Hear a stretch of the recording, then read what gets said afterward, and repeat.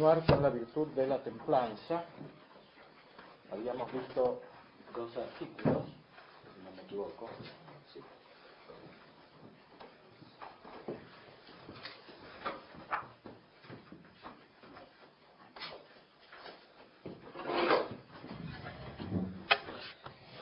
La virtud de la templanza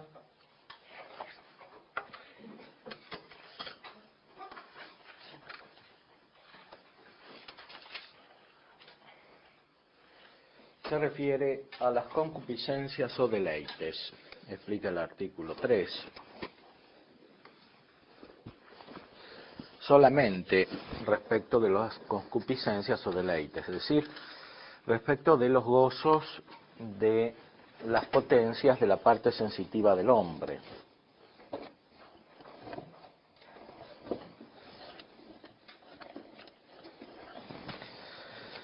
Los cuales son máximamente intensos porque abarcan todo el cuerpo de las personas. Solo secundariamente la templanza se refiere al gusto, al sentido del gusto. Principalmente se refiere al sentido del tacto. La templanza, dice el cuerpo del artículo, siguiendo a Aristóteles, consiste respecto de los principales deleites que máximamente corresponden a la conservación de la vida humana, sea en la especie, sea en el individuo, en los cuales algo se considera principalmente y algo secundariamente. Principalmente el mismo uso de la cosa necesaria, por ejemplo de la mujer, que es necesaria para la conservación de la especie, o del alimento o de la bebida, que son necesarios para la conservación del individuo. Y el mismo uso de estas cosas necesarias tiene un deleite esencial adjunto. Secundariamente se considera respecto del uso de estas cosas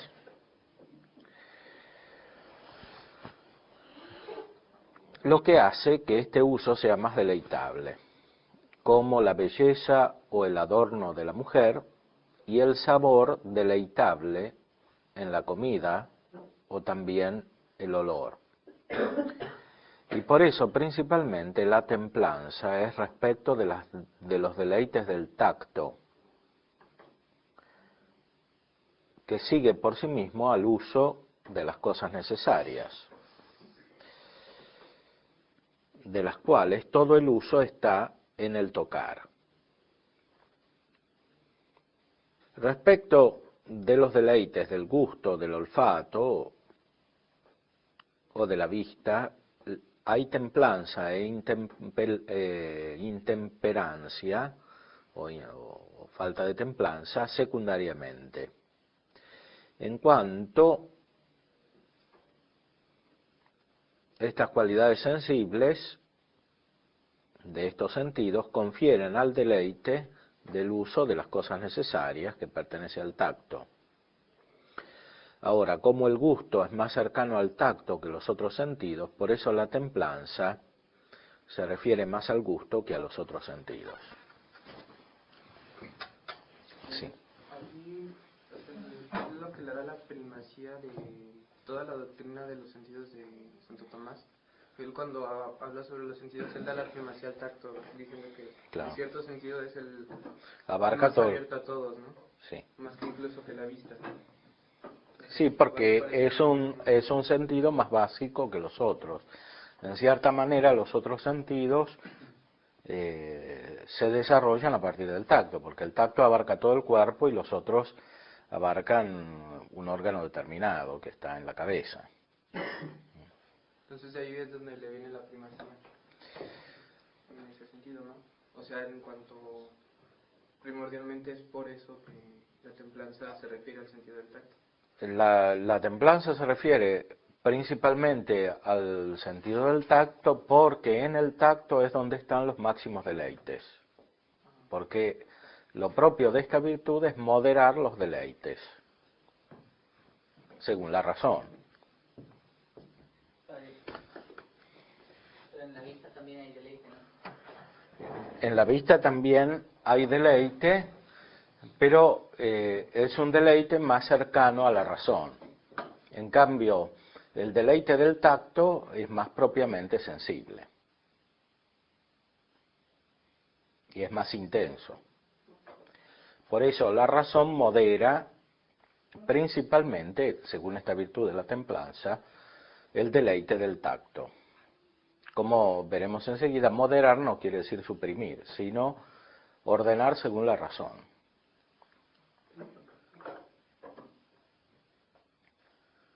Ahora, esos deleites del tacto se refieren a lo principal que es necesario para mantener la vida humana, sea desde el punto de vista del individuo, sea desde el punto de vista de la especie.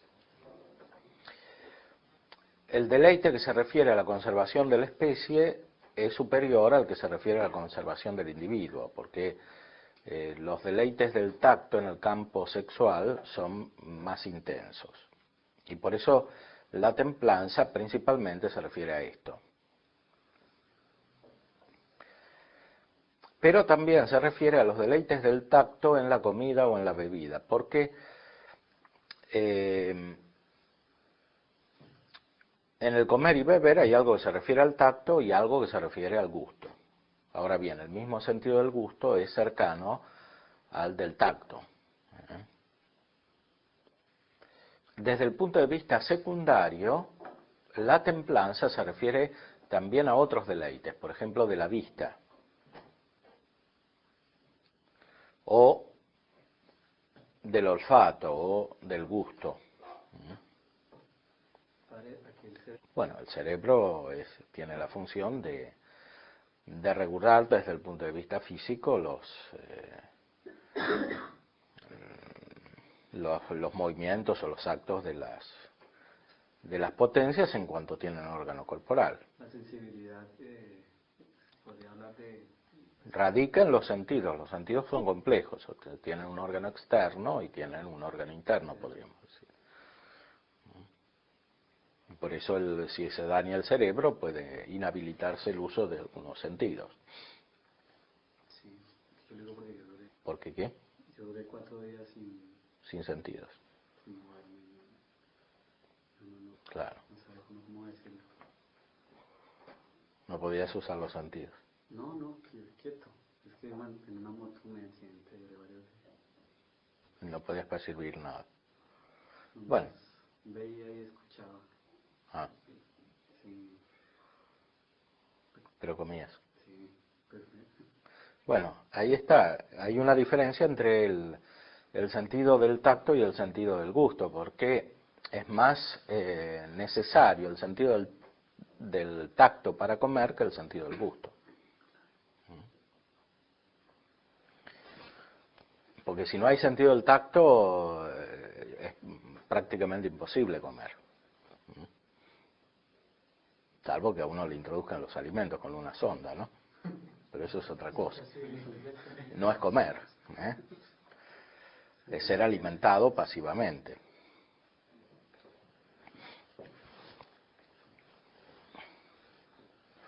Pero para tomar la comida, introducirla en la boca, masticarla, etcétera, todo eso hace falta el sentido del tacto. Y eventualmente se puede comer sin sentido del gusto, pero no sin sentido del tacto. Entonces, la templanza regula principalmente los deleites del tacto, que no son necesarios para realizar algunos actos corporales. Eventualmente, accidentalmente, pueden realizarse también sin el deleite. Pero normalmente, naturalmente, se realizan con deleite, que es necesario para que estos actos puedan ser ejecutados de una manera continua y universal por parte de todos los hombres. Padre, una pregunta concreta. ¿Cuál sería el argumento, realmente ahora que uno trabaja con jóvenes, el argumento que usted podría dar racional, no solamente por la aspecto racional, para decir que los deleites que son de la carne, pienso lo que es pornografía, masturbación y todo eso, perjudica realmente a su naturaleza de una forma racional? Porque luego encuentra chavos, chicos, que pues, son tan fríos en la fe, que salvo que no le diga una cosa muy lógica, muy con bases que diga, oye, la templanza tal. ¿Cuál sería un argumento en cuestión de la templanza para darle severo? Bueno, un argumento efectivo no hay siempre, porque el problema de la falta de templanza es que es contraria al uso de la razón, como dice más adelante, explica San Tomás, es un pecado pueril, en el sentido de que es contrario al uso de la razón. Cuando no está el uso de la razón, difícilmente se captan argumentos racionales. Entonces, hace falta otro tipo de llegada. Si hay fe, se puede argumentar a partir de la fe, pero muchas veces si falta la razón, también falta la fe. Entonces, hay que esperar la transformación del sujeto por otros caminos. Pero bueno, eso lo veremos más adelante.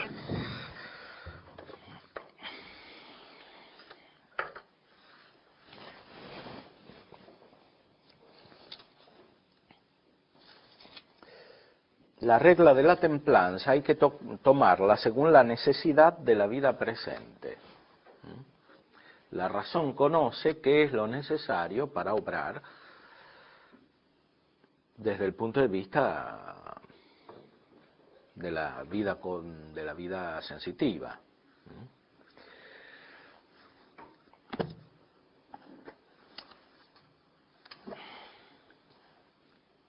El bien de la virtud moral principalmente consiste en el orden de la razón,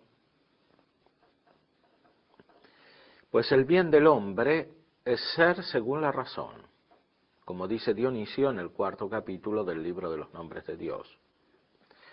Principalmente el orden de la razón consiste en el hecho de que ordena algunas cosas al fin. Y en este orden máximamente consiste el bien de la razón, pues el bien tiene razón de fin y el mismo fin es la regla de aquello que se ordena al fin. Todas las cosas deleitables que corresponden al uso del hombre se ordenan alguna necesidad de esta vida como a su fin. Y por eso la templanza toma la necesidad de esta vida como regla de las cosas deleitables de las cuales usa. De manera que solamente use de ellas cuanto la necesidad de esta vida lo requiere. O sea, sí. Este es el artículo 6. La razón tiene que observar qué es lo necesario para la conservación de la vida presente.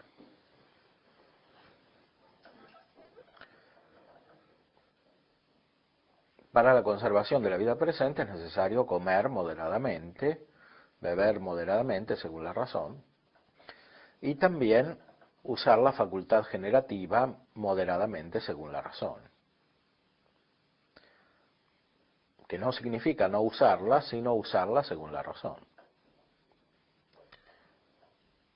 con los deleites que corresponden a ese uso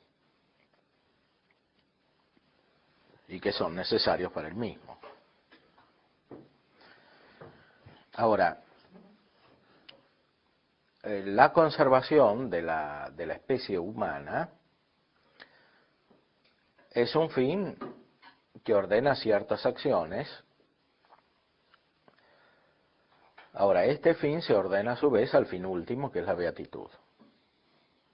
De manera tal que el fin de la conservación de la vida presente hay que captarlo con una profundidad creciente en cuanto se lo considera más propiamente desde el fin último, que es la beatitud.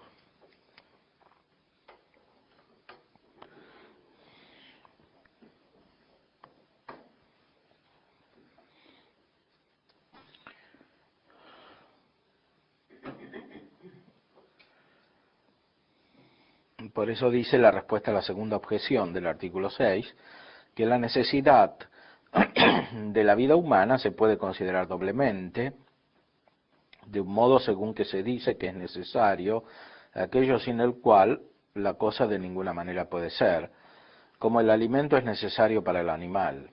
De otro modo, en cuanto que se dice necesario aquello sin lo cual la cosa no puede ser convenientemente. Ahora, la templanza no solamente atiende a la primera necesidad, sino también a la segunda. Por eso el filósofo dice en el tercer libro de la Ética que el templado apetece las cosas deleitables por la sanidad o por el buen hábito.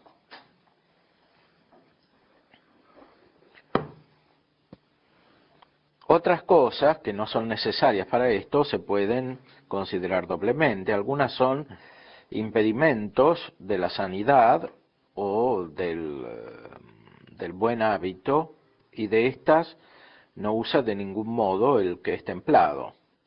Esto sería un pecado contra la templanza.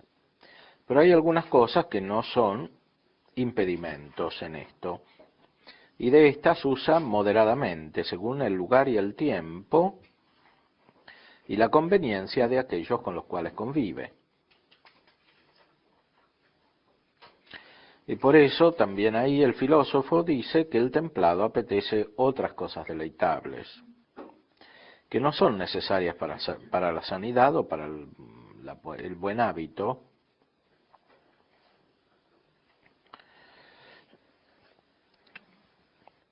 cuando no hay impedimento para ellas. O sea, la razón puede abarcar más o menos detalles en el campo de la templanza. Otra pregunta, un poquito pensando en todo lo que son las virtudes que hemos visto que todas tienen una razón, y que voy a dar también con la templanza, y decimos que el hombre tiene una sola naturaleza. Pensando un poco, me llegó una presentación de los musulmanes, del Islam, donde habla que ellos, bueno, primero Mahoma, él, si no me equivoco, puso en el Corán que era una bendición del hombre tener relaciones con niños, con infantes, ¿no? Entonces de ahí lo toman para, este video que me llegó era para ver los matrimonios que se cometen en países árabes donde son hombres de 20, 30 años se casan con niñas de 6, 7 años, ¿no? Por este hecho concreto de la bendición, según que tienen ellos. Pero si usted lo ve así, son países tal vez enteros, si no me equivoco, se actúa no según la razón, porque nosotros creo que somos occidentales, pensar eso es como ciertamente aberrante, ¿no? Un poco Bueno, hay que ver ahí si se trata solo del matrimonio como un contrato o si se trata de la efectividad, ¿no? Eso pasó, el regalo que hizo Hamas,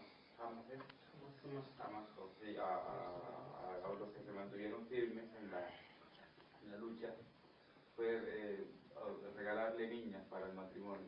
Y el Ayatollah, creo que se llama, se dice, el discurso que dijo, citando el Corán, como dice Mahoma, es lícito deleitar los placeres de una niña desde el cuerpo, desde la punta del pie hasta la punta de la cabeza. Es lícito maltratarla incluso, pero no tenerla como esposa, si ya la han maltratado o la han violado. Incluso hay una regla que dice que no le permite penetrarla hasta antes de los 11 o 10 años. Y eso es aceptado. Y fue un regalo que le hizo al mundo para demostrar que ellos eran felices de esa manera. Sí. Es una cosa aberrante, vista moralmente, incluso razonablemente es aberrante. Pero es lo que tenemos hoy en día. Eso no hace mucho tiempo regalo regalo que, supuesto regalo que él hizo. Y decía eso, que está lícito, pues que el Corán lo dice y es una bendición que viene de Alá. Y bueno, sí, eso es contra la razón, evidentemente. Y es ilícito desde el punto de vista moral. Otra cosa es que puede suceder que la razón del hombre esté deformada, ¿no? Entonces, se considere como razón lo que en realidad es una justificación racional de algo que no es racional. Es decir, de la tendencia al deleite sensible. Más allá de lo que la inteligencia puede entender. Ahí la inteligencia no entiende nada. Pero se usa algo de la inteligencia, que es la razón, para manifestar algo irracional. Eso sucede en muchos campos de la vida humana. Sucede de una manera más filosófica, por ejemplo, en el idealismo, que justifica el principio de contradicción contra el principio de no contradicción. Esa es la base de todo. Justificar la contradicción, o mejor dicho, justificar o dar una apariencia de racionalidad a lo que es irracional. Ahí ya está actuando conforme una razón totalmente que forzadamente, si podemos decir, ha sido ya deformada, ¿no? Con tantos actos. Sí, porque sobre todo el vicio contra la templanza deteriora el uso de la razón, como se ve aquí en estas cuestiones más adelante. Porque los deleites intensos en el tacto impiden, al menos temporalmente, el uso de la razón. Entonces, cuando estos deleites prevalecen, se va perdiendo el uso de la razón. Y por eso la falta de templanza es un vicio y un pecado. Que el amor es ciego, o por la relación que el amor, cuando está mal encausado, ciega la inteligencia.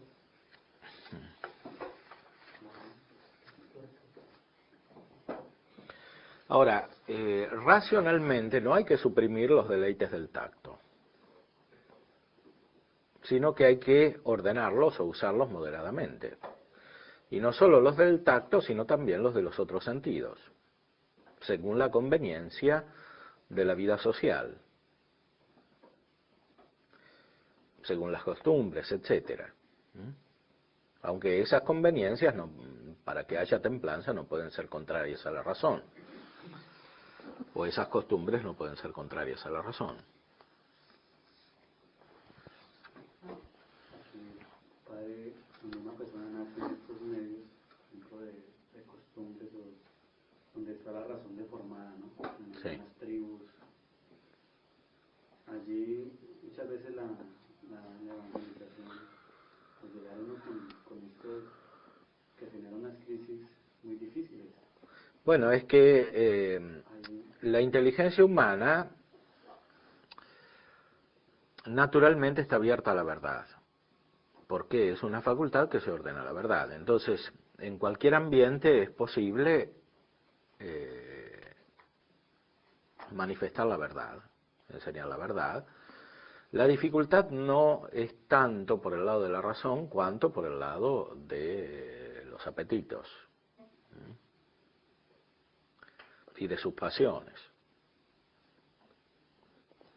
para lo cual es necesario que haya una educación integral que no corresponde solamente a la inteligencia, sino a todas las potencias del hombre, y que abarca también la capacidad de relación entre las personas y entre las personas y los ambientes. La templanza, dice el artículo 7, es virtud cardinal. Se dice virtud principal o cardinal, la que se alaba principalmente por alguno de los elementos que comúnmente se requieren para la razón de virtud. La moderación que se requiere en toda virtud principalmente es laudable en los deleites del tacto, respecto de los cuales hay templanza. Tanto porque tales deleites son más naturales a nosotros, y por eso es más difícil abstenerse de ellos y refrenar sus concupiscencias. Tanto porque también sus objetos son más necesarios a la vida presente, como es manifiesto por lo dicho. Y por eso la templanza se dice virtud principal o cardinal. O sea, como las otras virtudes, también la templanza tiene un aspecto general que abarca todas las virtudes. Porque la templanza es moderación que pone la razón, y en todas las virtudes tiene que haber esta moderación. O sea, esta adecuación a la regla de la razón. Aquí hay una adecuación en un campo principal de la vida humana que corresponde a los deleites del tacto.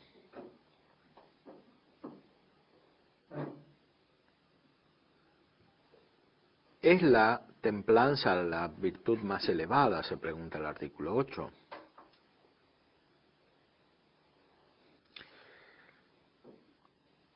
El filósofo, en el primer libro de la retórica, dice que las virtudes máximas son aquellas que son más útiles a los otros, y por eso honramos a los fuertes y a los justos máximamente.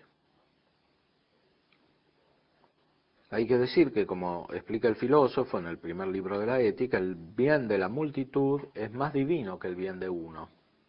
Y por eso, en cuanto alguna virtud corresponde más al bien de la multitud, tanto es mejor. La justicia y la fortaleza corresponden máximamente al bien de la multitud, más que la templanza, porque la justicia consiste en las comunicaciones que se refieren a otro, y la fortaleza se realiza en los peligros de las guerras que se sostienen por la salvación común.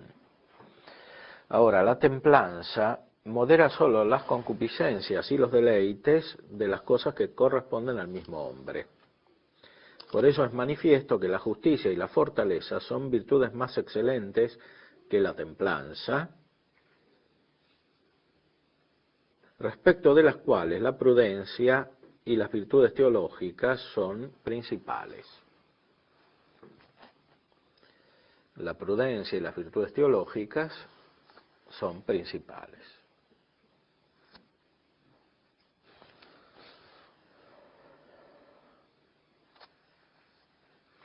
O sea, esta virtud es muy elemental, podríamos decir. Abarca lo menos sutil del uso de la razón, lo menos potente del uso de la razón, que es simplemente regular los actos de las pasiones, los actos que son las pasiones y que corresponden a los apetitos de la parte sensitiva, especialmente al apetito concupiscible. Lo que sí se puede decir es que la honestidad y el decoro máximamente se atribuyen a la templanza, no porque el bien de ésta sea principal,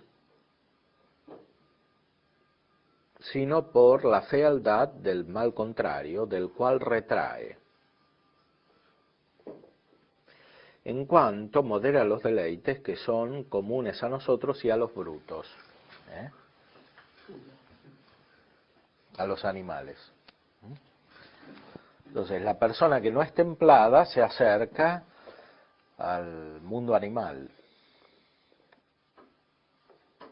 en el sentido de que no se distingue del animal porque tiene lo mismo, pero no moderado por la razón. En cambio, los que son virtuosos usan algo algunos actos que corresponden a la vida animal, pero los usan según la razón, o sea, de modo propiamente humano. Por eso, ser templado corresponde a lo básico de la virtud. Porque el que no es templado no puede usar la razón y por tanto no puede tener las otras virtudes. Pero no significa que sea la virtud más elevada. Porque la justicia por sí misma se refiere a un bien más elevado que la templanza. Ahora, como las virtudes son conexas, según lo que hemos visto, el que no es templado tampoco es justo, etcétera. No es fuerte y no es prudente. Santo Tomás, siguiendo a Aristóteles, dice que la mayoría de la gente no es templada y por eso la multitud se rige por las pasiones y no por la razón. También puede ver como también Santo Tomás, la idea del Estado, ¿no?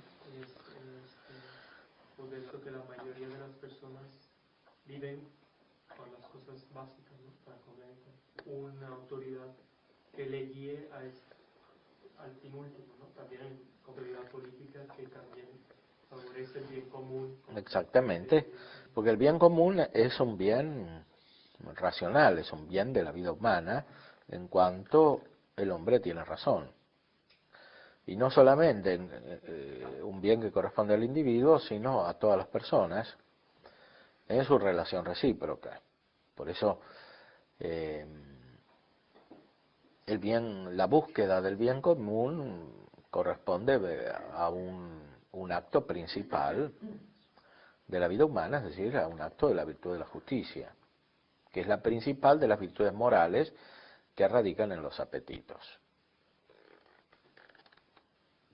Ahora, el gobierno como tal corresponde a la virtud de la prudencia. Según la virtud de la prudencia, Bisogna hay que establecer la justicia entre los hombres, y eso es propio del que tiene autoridad. La cual justicia no se refiere solamente a los intercambios entre personas, sino al conjunto de la comunidad.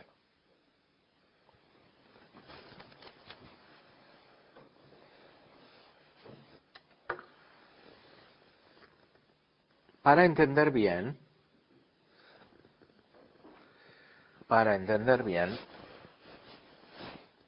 la virtud de la templanza, especialmente en esta virtud, no lo pudimos hacer en las otras, pero en esta virtud es importante considerar los vicios opuestos. En la cuestión 142. El primer vicio es la insensibilidad.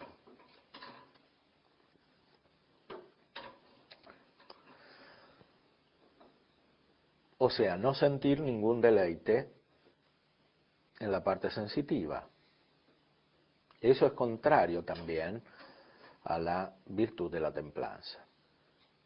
O sea, aquí no se trata de que las pasiones sean malas y los deleites sean malos, sino de que son buenos cuando están ordenados por la razón. Y por eso suprimirlos es también un vicio contrario a la virtud de la templanza.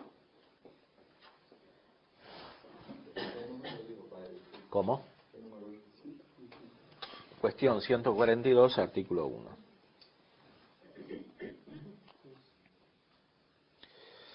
Hay que decir que todo aquello que es contrario al orden natural es vicioso. La natura puso deleites a las operaciones necesarias para la vida humana y por eso el orden natural requiere que el hombre use tanto de estos deleites cuanto es necesario para la salud humana, sea en cuanto a la conservación del individuo, sea en cuanto a la conservación de la especie. Si alguien huye tanto de los deleites que dejara de lado lo que es necesario para la conservación de la naturaleza, pecaría, como siendo contrario al orden natural. y esto corresponde al vicio de la insensibilidad. O sea, no siempre es lícito rechazar los deleites sensibles, porque eso puede ser contrario a la razón y al orden natural que la razón conoce y sigue. Hay personas, creo que no entran las personas que tienen disfunciones, por ejemplo, problemas fisiológicos, hormonales, con alterada, que puede afectar o tener una hiperactividad que le hace tender hacia el vicio, por ejemplo, ¿no? En este caso. Sí.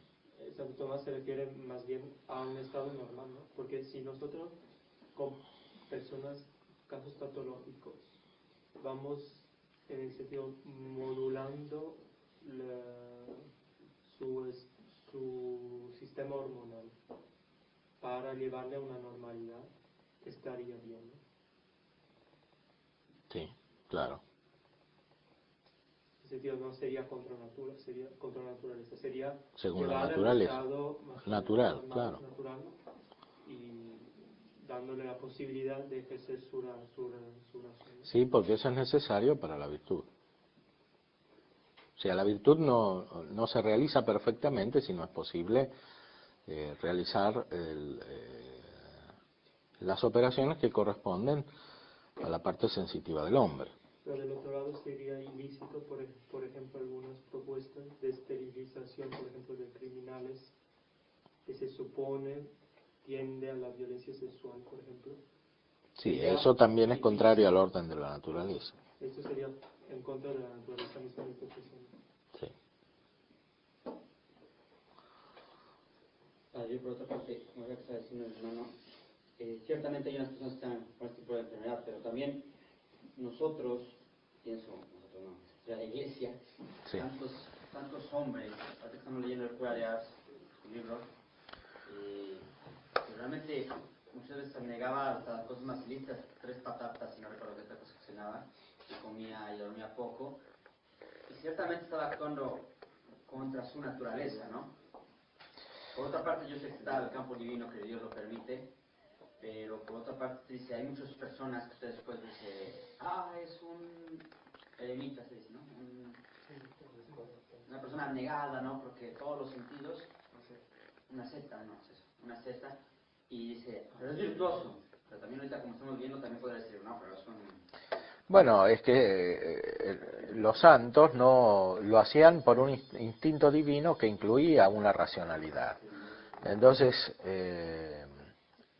no significa que el cura de Ars obrara contra la razón, sino que obraba de una manera más perfecta según la razón, porque la cantidad de comida que usamos normalmente no es siempre la más racional. Más bien las investigaciones científicas dicen lo contrario, entonces que la mayoría de la gente come más de lo que hace falta. Y a veces se ven unos gordos impresionantes, ¿no? Que son muchos, ¿eh? O sea, lo que sería contra la razón es no comer nada, de manera tal que se deteriore la vida humana. Pero eso no se ve en la vida de los santos. Por ejemplo, aquí las personas anoréxicas estarían en Sí, si eso proviene de un mal uso de la razón, o sea, de una imprudencia, es un vicio. Y ese es el problema desde el punto de vista de la psicología cuando se separa la terapia psicológica de la consideración moral, porque no hay solución. Porque muchas de las patologías psicológicas no tienen simplemente origen orgánico, porque en ese caso no son psicológicas en el sentido actual del término, sino que tienen origen anímico y corresponden en su raíz a una falta en la virtud, que no siempre es culpable, porque a veces es simplemente que no hubo desarrollo, porque la persona no tuvo educación, etcétera. Sin embargo, Incluso en esa situación hay que considerar la salud psíquica en su totalidad desde el punto de vista del desarrollo de las virtudes. Bueno.